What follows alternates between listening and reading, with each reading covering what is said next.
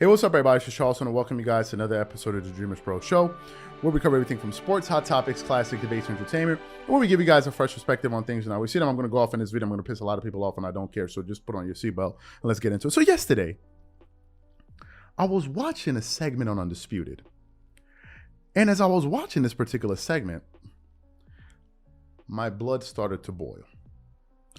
I started getting annoyed. You see, I don't like it when they don't call out people just because they like a particular person. And we're all fully aware of the fact that I'm a huge Kobe Bryant fan. Well, everyone knows this. But I'm also realistic about where Kobe Bryant ranks amongst the greatest players of all time. I'm also realistic about that. I'm not as delusional to stand up and say, oh, because I like Kobe, I think he's better than Kareem Abdul-Jabbar, or I think he's better than Michael. I would never say something like that. Unlike some people we know. And y'all are also aware that I'm a Kawhi Leonard fan. If you were here on the channel last year, you didn't just get here. Y'all are fully aware because we covered the Clippers a lot last season. Kawhi was playing. I called him out all the time. I called him out when he wasn't playing defense. I called him out when he was sitting out games when he wasn't supposed to. I called him out when he didn't close out games that he was supposed to close out. I called him out when he didn't pick up defensive assignments that he should have picked up. Just say you didn't see it. Just say you weren't here. The videos are there. The evidence is there. Those who follow the channel are fully aware of this. But back to what I was saying. What Shannon Sharpe was doing and saying yesterday was really annoying me. And I'm sure it was annoying a lot of Laker fans. So before we go too far, I want to get into the clip. I want to play it for you guys. Then I'm going to come back here and unpack it. Take a listen to what he had to say yesterday on Undisputed. I believe in order for the Lakers to stay 9-10 and to keep San Antonio at bay, because San Antonio is coming. They're only 2 games back. Exactly. They need a rested, healthy LeBron. Skip, he's averaging like 35 points since the All-Star game. He's going to, and he averaging 40 in their wins. He's going to probably have to average 40. He's going to have to average probably 35 to 40 points over these last 9 games to keep them in the play-in spot. They're not rising any higher than 9. 9-10 is where they're going to be. But he's going to have to put up a Herculean effort just to keep them there. You and I both know that a healthy LeBron, we can't have the flare up and he's like, because remember, Skip, he's playing back-to-back and playing lots of minutes. Played 40, they went to overtime in Toronto. He played 45 minutes. He did. Follow that up with a 40 minutes performance the other night against Cleveland. 41. Yeah, so he needed it. And we put puss in people. I mean, Skip, you know you get tired putting puss in people. You're getting foots put in. No. I watched a one-legged kicking, a butt kicking contest the other night. A one-legged man won, but he was tired at the end of it, and that's LeBron putting butts in people. Going into last night, you'd lost 13 of 18 games. Is that foots? They lost. LeBron been winning. You see LeBron averaging 40? How would you want him to average 50? You want him to put up Wilt numbers? I think he needed a night off to take the foot out of his behind. Don't do that, Skip. Don't do that. You see what the man doing. You see it. After 30, he should have had a coronation. 38, 11, and 12. Oh, I thought you said should have had a coronary. There you go. Skip, look. You know good and well the Lakers aren't going anywhere if LeBron James does not keep playing at the level in which he's playing. Where are they gonna get the points from? Yeah. So, if I heard him correctly, he said that LeBron is doing great, but the Lakers are doing bad. Can I ask y'all a question? What team does LeBron James play for? What team is paying LeBron James' salary this year? Is it the Milwaukee Bucks? Is it the Miami Heat? Is it the New York Knicks? Or is it not the Los Angeles Lakers? So how is it possible that if LeBron is on the Lakers roster, how is it possible that the Lakers are doing bad and he's not? Isn't he part of the team? Or maybe not. Goes back to what I said before.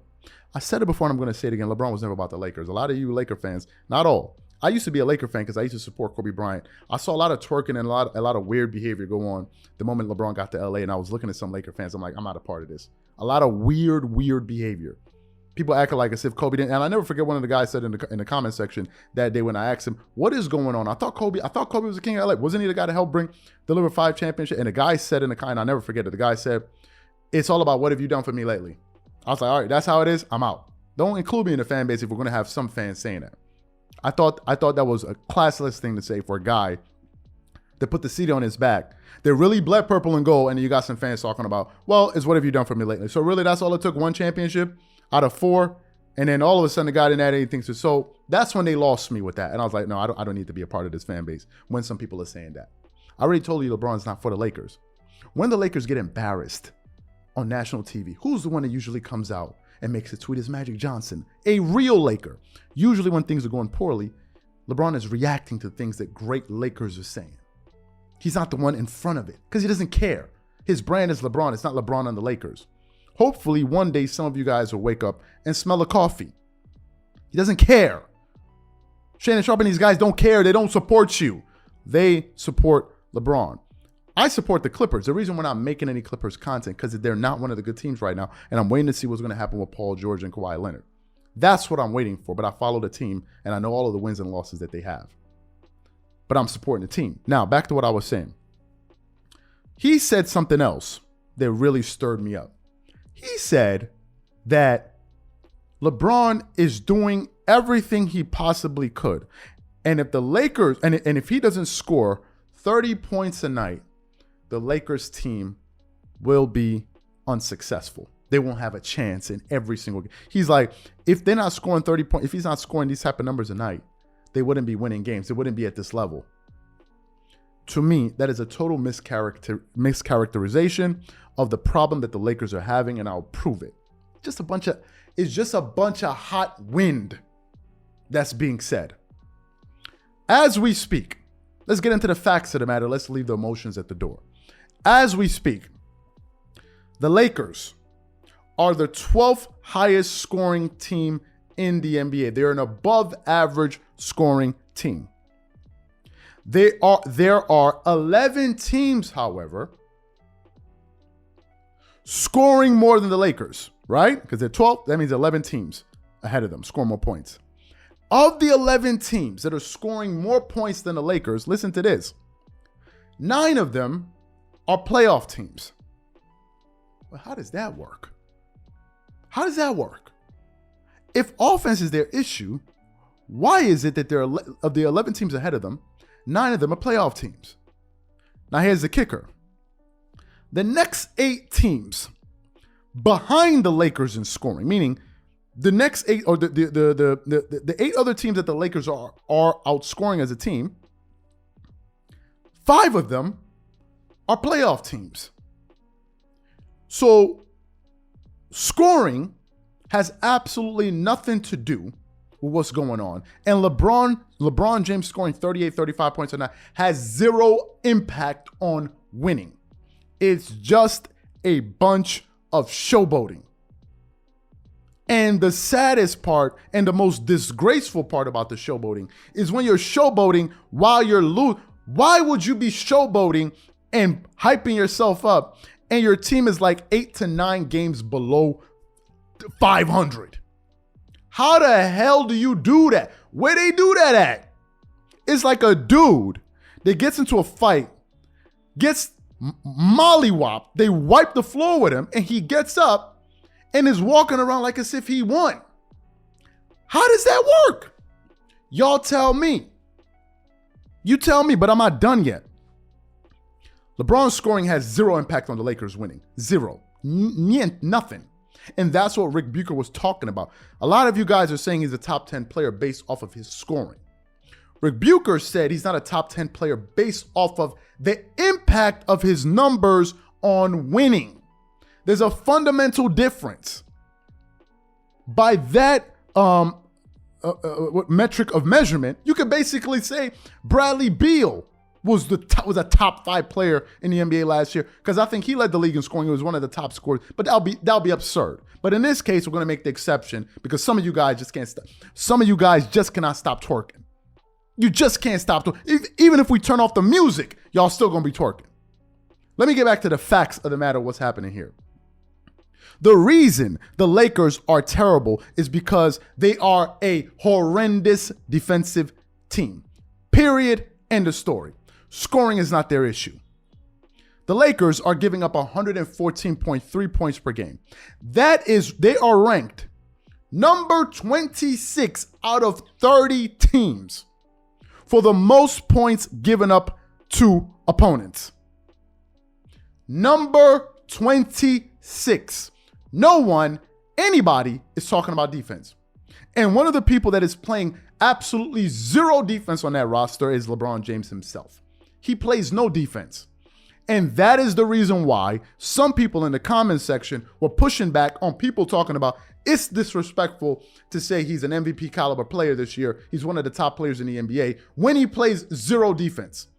Somebody said you cannot be an MVP caliber player and you play zero defense.